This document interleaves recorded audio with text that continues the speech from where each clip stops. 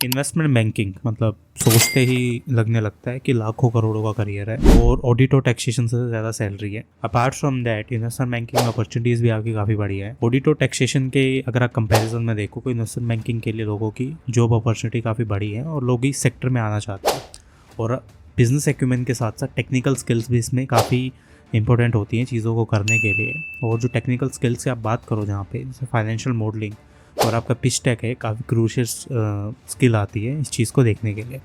अब हम देखते हैं कि इन्वेस्टमेंट बैंकिंग की स्किल सीखी कैसे जा सकती है और किस हिसाब से आप इस चीज़ को ग्रैब कर सकते हो, जिससे आप अच्छे से इस चीज़ को लेवरेज कर पाओ और ज़्यादा से ज़्यादा जॉब्स सिक्योर कर पाओ या एक टेक्निकल स्किल्स को एक अच्छे तरीके से देख पाओ। तो इस सीरीज़ में हम पता है फुल डिस्कशन करने वाले हैं फाइनेंशियल मॉडल्स का कि बनते कैसे हैं, कितने टाइप के होते हैं, सारी चीज़ें। और जनरली अभी शुरू करते हैं हम एक टेम्पलेट से जिसमें आपका हम इंट्रोडक्शन कराएंगे फाइनेंशियल मॉडलिंग होती कैसे है और कैसे आप एलबीओ टेम्पलेट्स को यूज़ करते हो चीज़ों को करने के लिए।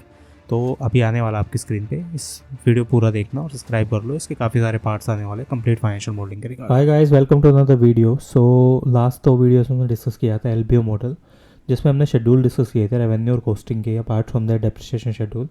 यहाँ हम शुरू करने वाले हैं अमोर्टाइजेशन शेड्यूल से। तो कैसे काम करता है चलिए देखते हैं। तो देखिए अमोर्टाइजेशन शेड्यूल में क्या करेंगे आप।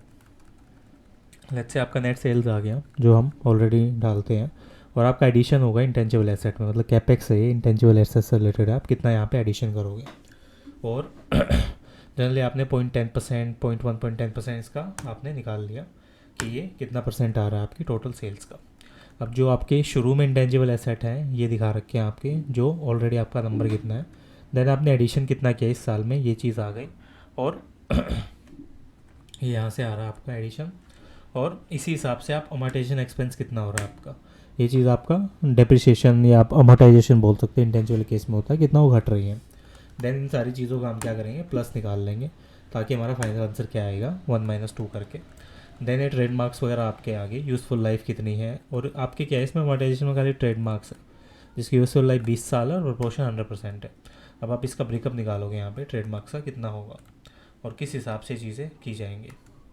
ठीक है, तो आप यहाँ पे बेसिकली आप फॉर्मूलाज में इसको -1 प्लस कर दोगे और इस हिसाब से ट्रेडमार्क्स निकलेंगे। नेक्स्ट हम डिस्कस करते हैं आपका वर्किंग कैपिटल मैनेजमेंट कैसे होगा यहाँ पे, मतलब बैलेंस शीट में वर्किंग कैपिटल मैनेजमेंट कैसे होगा, वो चीज़ यहाँ देखते हैं।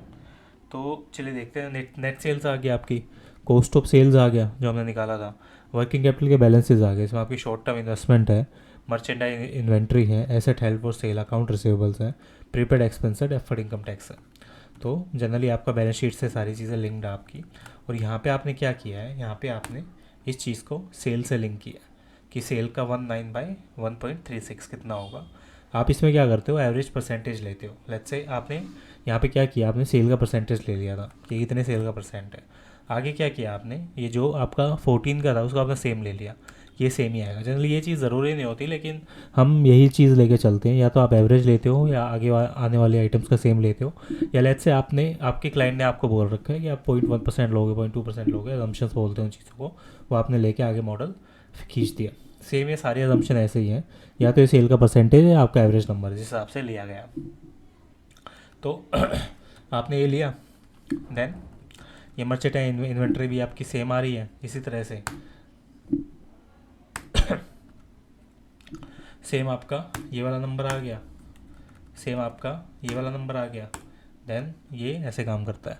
अकाउंट पेबल भी ऐसे आ रहा है आपका, और ये टोटल करंट लाइबिलिटीज़ के हिसाब से चीज़ें काम कर रही हैं। वर्किंग कैपिटल आ गया, और शॉर्ट टर्म इन्वेस्टमेंट्स भी आपके ऐसे आ गए मर्चेंडाइज इन्वेंट्रीज के हिसाब से। जो आपके रेशियो अजम्पशंस हैं, asset held for sale, account receivables हैं, ये सारी चीज़ें सेम आपका परचेज आ गया। अब हम बात करते हैं नेक्स्ट आपकी शेयर होल्डर्स इक्विटी की। तो शेयर होल्डर्स इक्विटी भी आपकी जनरली यही आती है कि शुरू में आपका इक्विटी का बैलेंस कितना था, देन उसके बाद एडिशन या नेट इनकम कितना हो जो P&L से बैलेंस आता है, डिविडेंड कितना पेड किया, और बाद में फाइनल आपका कितना आ गया। अब जो डिविडेंड के अजम्पशंस है वो भी यहाँ कैश फ्लो से देखे जाते हैं कि आप कितना पे करोगे डिविडेंड। ठीक है, और नेट इनकम आ गई आपकी, और इस हिसाब से चीज़ें करते हो।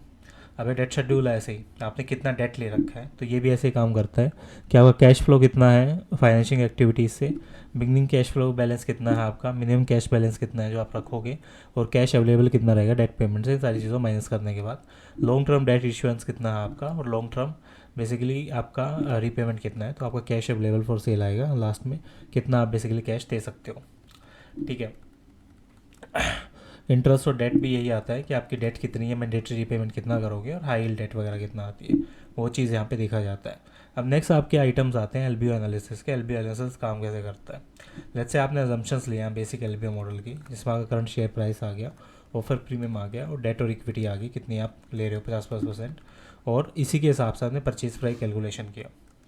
ये सारी चीज़ें आपको जनरली क्लाइंट देता है। देन इक्विटी परचेज प्राइस आप निकाल सकते हो यहाँ से, कितना है आपका। लेट्स से आपने इक्विटी वैल्यू निकाली, बेसिक इक्विटी वैल्यू आपकी आ रही है, आपने क्या किया, बेसिक शेयर आउटस्टैंडिंग है उनको ऑफर शेयर प्राइस से मल्टीप्लाई कर दिया।